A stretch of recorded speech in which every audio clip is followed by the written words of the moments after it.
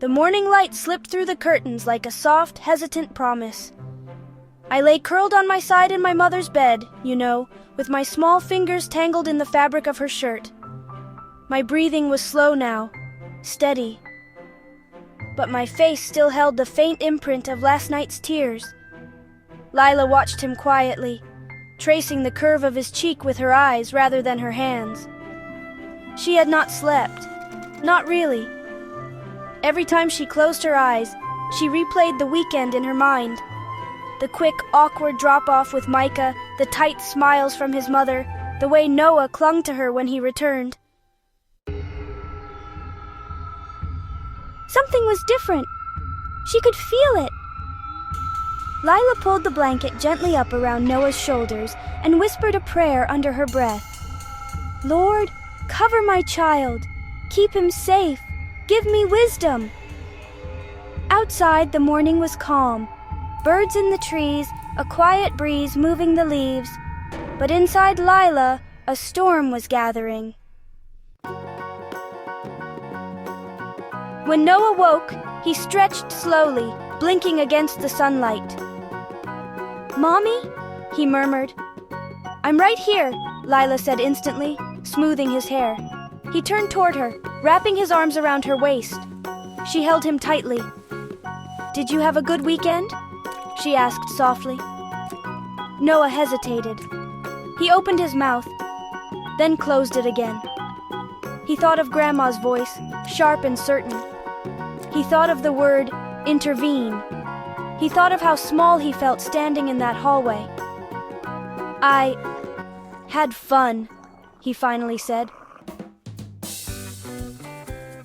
Lila studied his face. She knew her son, something had happened, but she also knew that pushing him might scare him more. Instead, she kissed his forehead. Let's get breakfast.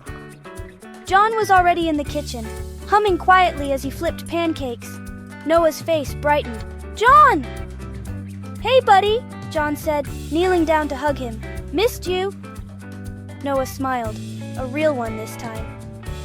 For a moment, Lila felt peace wash over her, but peace, she was learning, was fragile.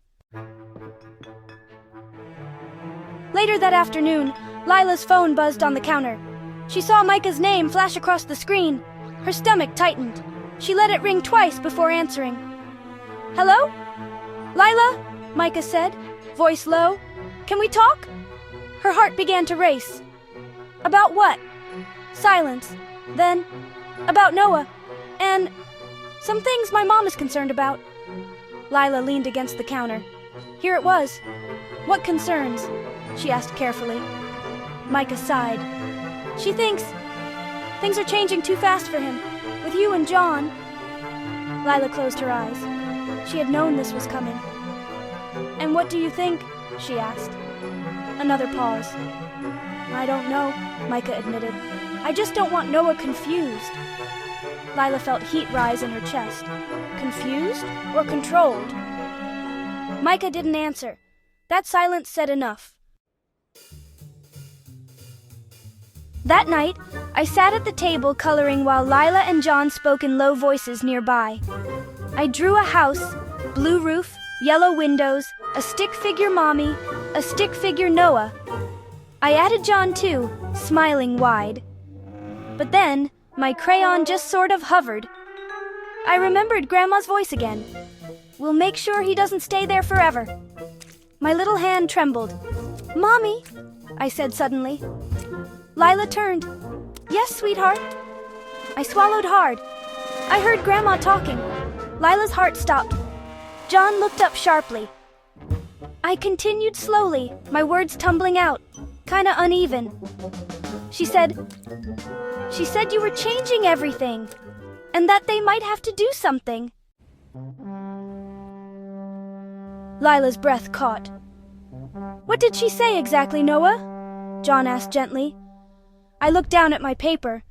I don't remember all of it, but it sounded scary. Lila knelt beside me right away. Her voice shook. You did nothing wrong for listening, okay? Thank you for telling me. She hugged me tightly. Inside, her mind raced. A warning, a threat, a plan. 2 days later, the knock came. Sharp, official, unmistakable. Lila opened the door to find a woman in a professional suit holding a clipboard. "Good afternoon. I'm Ms. Harper with Child and Family Services." Lila felt the world tilt beneath her. John stepped forward immediately. "Is there a problem?" Ms. Harper's tone was calm but firm. "We received a report of concern regarding Noah's living situation. This is a routine visit." Lila's chest tightened so painfully she thought she might collapse. I peeked around the corner of the hallway. My eyes widened. I clutched my teddy. Lila forced herself to breathe. "Come in," she said quietly. Ms. Harper walked through the house slowly, eyes observant but not unkind. She asked questions. "Who lives here? How often does Noah see his father? How is discipline handled? What is Noah's routine?" John answered carefully, respectful. Lila's hands trembled in her lap. I sat beside her, unusually quiet. Then Ms. Harper knelt in front of me. She said, "Hi, Noah. Can I ask you a few questions?" I nodded hesitantly. "Do you feel safe here?" I looked at my mother. "Yes. Do you like spending time with John?" I nodded again. "Yes. He reads me stories." Ms. Harper smiled gently. Then she asked one last question. "Has anyone ever scared you?" My mind flashed to the hallway at Grandma's house. The whispering, the cold feeling. I opened my mouth, and before I could stop myself, I said softly, "Grandma gets mad when Mommy is happy." Silence filled the room. I could feel my mom's heart drop into her stomach. Ms. Harper wrote something down. John's jaw tightened. I immediately covered my mouth with my hands. "I'm sorry," I whispered. My mom pulled me into her arms.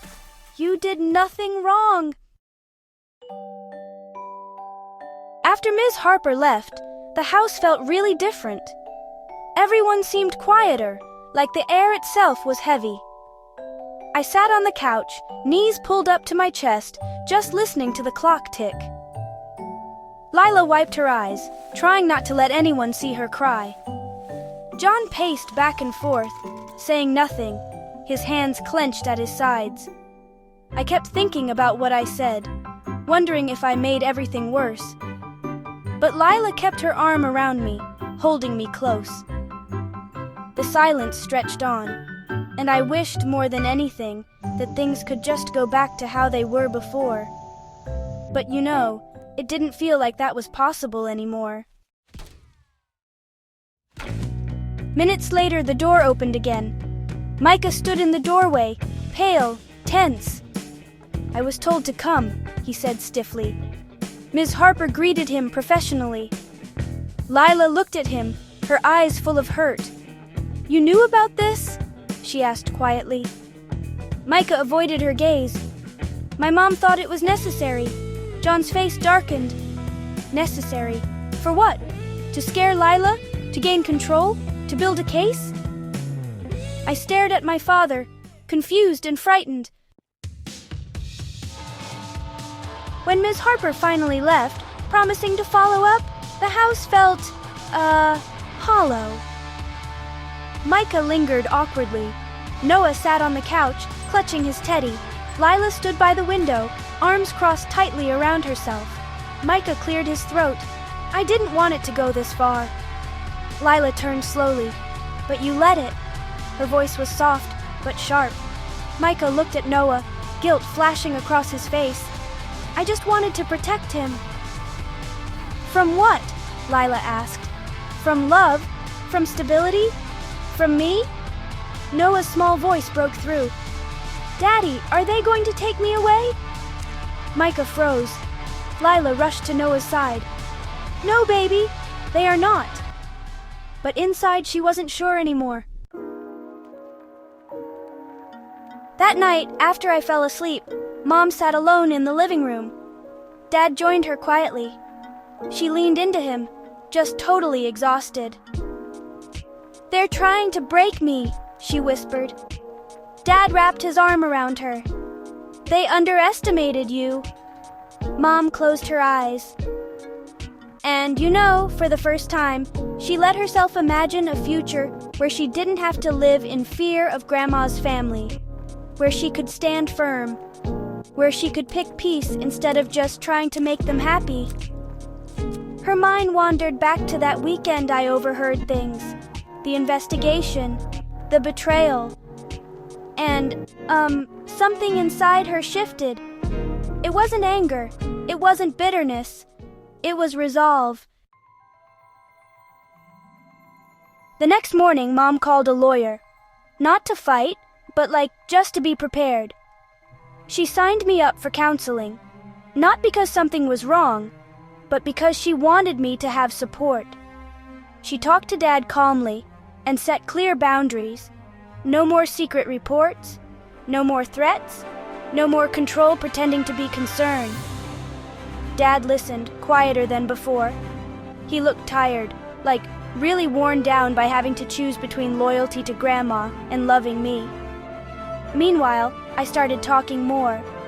I told Mom about the things Grandma said, about feeling watched, about missing her. Mom hugged me, tears running down her face. "You will always be my priority," she promised. As weeks went by, I got even closer to Dad. We built Lego towers together, read stories, played soccer out back. One evening, I looked up at him and just asked, "Can I call you Dad one day?" He froze for a second. Mom covered her mouth. Dad knelt down slow. "You can call me whatever makes your heart feel safe." I smiled, really smiled. Mom looked so hopeful I could feel it. But honestly, the storm wasn't gone. One Friday evening, while I packed my bag for another weekend with Dad, Mom felt that familiar knot in her stomach. Would it be peaceful this time? Or would there be more whispers filling the walls? I hugged her tight before leaving. "Don't worry, Mommy. I'll be brave." She kissed my forehead. "I know you will." As the car drove away, she stood on the porch watching until we disappeared. The sky was all overcast again, clouds heavy, the air thick. She whispered another prayer. "Lord, protect my child, and give me strength for whatever comes next." That Sunday night, when Dad brought me home, something was different. I got out of the car slowly. My face felt pale. My eyes were all glassy. Mom knelt down right away. "What happened, baby?" I looked up at her, then at Dad, then back at her.